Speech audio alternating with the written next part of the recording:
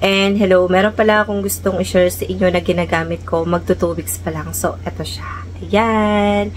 Nakita ko to sa TikTok. Nag-scroll lang ako. Nakita ko to kay Prestige. Meron siyang iba't ibang klase ng product. Tulad ng sabon, lotion, at iba pa. Sunscreen. And eto yung napansin ko. Sabi ko, gusto ko naman itry tong iba nilang mga product. So, meron na ako mga ibang mga review na mga product nila. So, ito yung isa sa mga gusto ko na para sa akin ay nakita ko sa iba na yung resulta nila. Gusto ko yung pagka-resulta sa kanila sa akin din. Gusto ko rin ma-experience yun. So, ako kasi nagre-review ko ng mga iba't ibang klase ng product na galing sa TikTok. Kasi doon makikita mo yung mga iba't ibang klase na lumalabas na product eh. So, yung iba ang ganda and parang agad merong resulta. So, ako gusto ko rin may experience yun. Nag-review naman talaga ako ng iba't ibang klase ng product. Pero sa mga vlog ko, makikita nyo sunod-sunod. Pero hindi iyon sabay-sabay. So, yung iba magreklamo dyan and magko-comment dyan na iba't iba na yung ginagamit mo. Baka naman ano yung mangyayari sa face mo. So, ako naman ay isa-isa yan. Parang sabay-sabay lang ang dating. Ikaw lang iintindi kung paano mo titignan yung month na nakalagay doon at anong araw. So, ayun. So, ito nga pala ay serum. Luxury serum or luxury serum.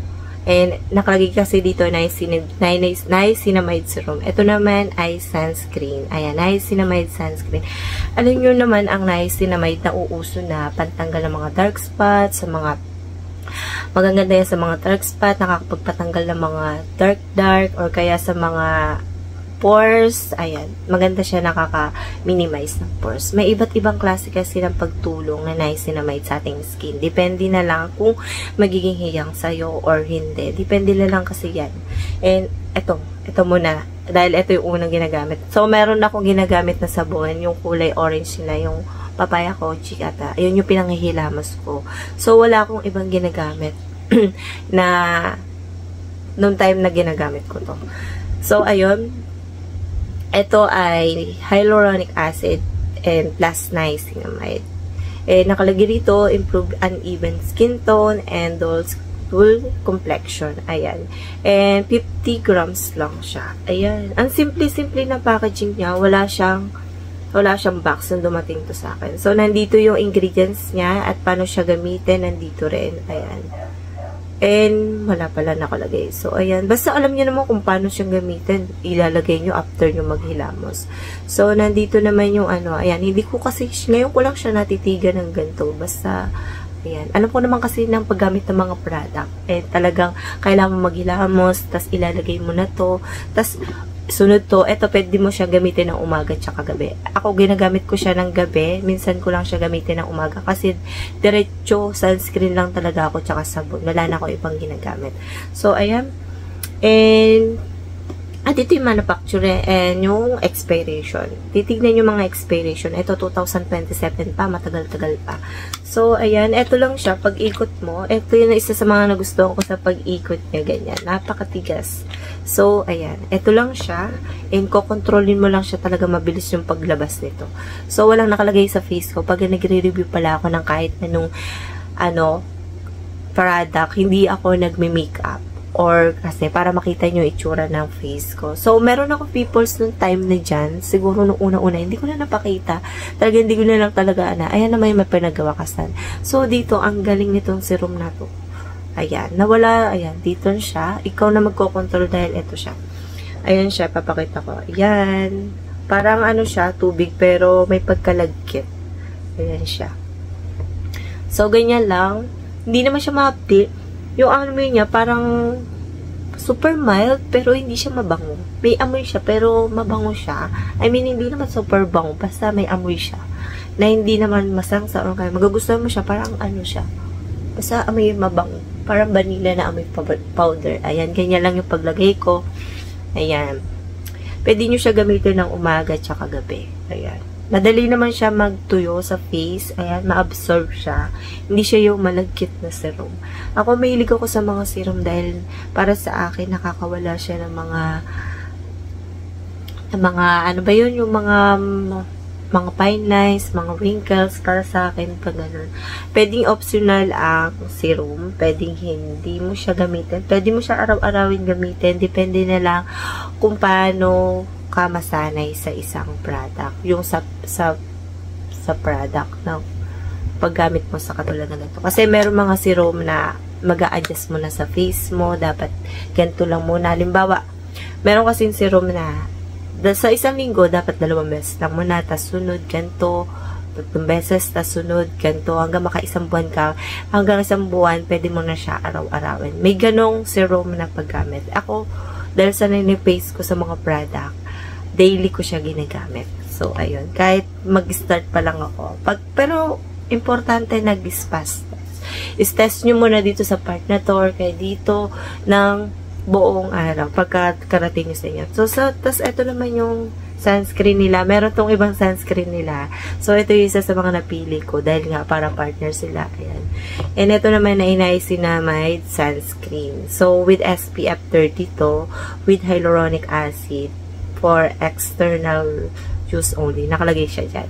So, ayun lang yung nakalagay dyan. Napakasimple ng lagay dyan. Wala nang kaarte-arte. So, ayan, 50 grams din siya. And medyo konti na yung laman nito, So, yung expiration, and mas mataas yung expiration, 2028. Ito, 2027. So, yung sunscreen nito ay bagay siya sa mga dry skin. Ayan. And, meron kasi mga sunscreen na iba't ibang klaseng sunscreen. May lutong sunscreen, meron pang mixed sunscreen, depende pag may malagkit sa face mo, sa adapt sa space mo. So, ayan. And pagkatapos ito na yung ginagamit ko. Yung ingredients niya, makikita nyo dyan. Hindi siya basta-basta na kukut-kut at na nabubura. Meron mga klaseng ganito na madaling mabura. Sobrang tibay. So, pares lang sila ng packaging. Ganyan lang siya. Ayan. Ayan. So, tingnan nyo yung pagka-adapt nito sa face ko. Medyo maliwanag na, diba? Hindi na siya masyado ano. So, ayan yung itsura niya. Ayan, dinamihan ko na. Hindi ko nasusunodin yung finger method na yan. Importante naglagay ka ng sunscreen. So, ayan, ipapakita ko sa inyo. Ayan, parang 4 finger na to. So, eto, paglagay ko, diba? Madali siya parang maganon. Eto, diba marami na yan, Ayan, diba? Nabe-blend siya ng maayos kaagad. Ayan. Ayan, madali siya maano, hindi siya mahirap i-blend kahit sobrang dami na. Ayan. Sa noo talagang naparami na. So, ikalat mo na lang. Ganyan mo lang siya. Ganyan. Ganyan. Noong time na ginagamit ko sa labas, hindi naman siya yung parang nalagkit, na-absorb siya kaagad ng skin ko kasi habang nilalagay ko siya, hindi naman totally sobrang bilis na parang pagkatuyo. Lagay mo siya sa tapat ng blower para kung gusto mo masyadong nagmamadali ka. Ayan. Ayan lang siya. Hindi siya maano.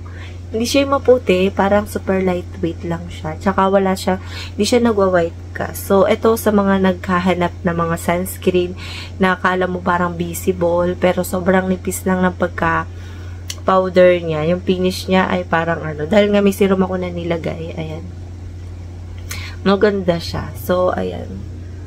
Ang ganda niya dahil gusto ko to noong time na may pimples ako at meron ako mga light dyan na mga dark spot. Isa sa mga maganda sa mga niacinamide ay nakakapawala ng mga dark spot, hyperpigmentation or kahit ano man. And naglight yung pimples ko dito. Wala kasi akong pimples na picture para ipakita. Basta may pimples ako dyan tsaka rito, na banda rito. Tapos nawala na yung mga super natuluyan na nawala yung mga ano dito, na pinagtuyuan ng mga pimples. Noong una, mga vlog ako, makikita nyo, may mga tuyong pimples sa Korean.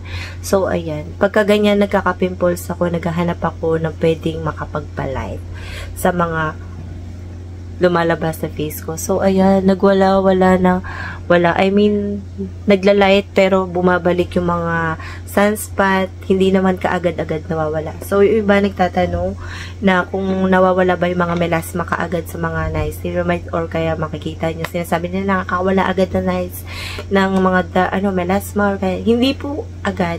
Kailangan kasi yun ng session, lalo na sa mga dark tsaka malalaki, hindi na kaagad makakaalis agad yun. I mean, hindi agad maaalis ng 1 buwan sa isang product. Ako na nagsasabi, sa dermatologist kayo lumapit para kung gusto nyo mawala agad yung mga melas malalaki, makikita nyo dito talaga, sa derma nyo talaga dadalhin yun. Hindi ka agad-agad agad-agad matatanggal. So, ayun lang yung masasabi ko. Take note, minom kayo na maraming tubig. Isa yun sa pinakamaganda sa skin para maging fresh kayo. So, ayun. Ayun lang ginagawa ko. Kahit puyatan ako and nagsusolusyon talaga ako kung ano yung gusto ko sa face ko. And ayun lang yung masasabi ko and see you next vlog. Bye!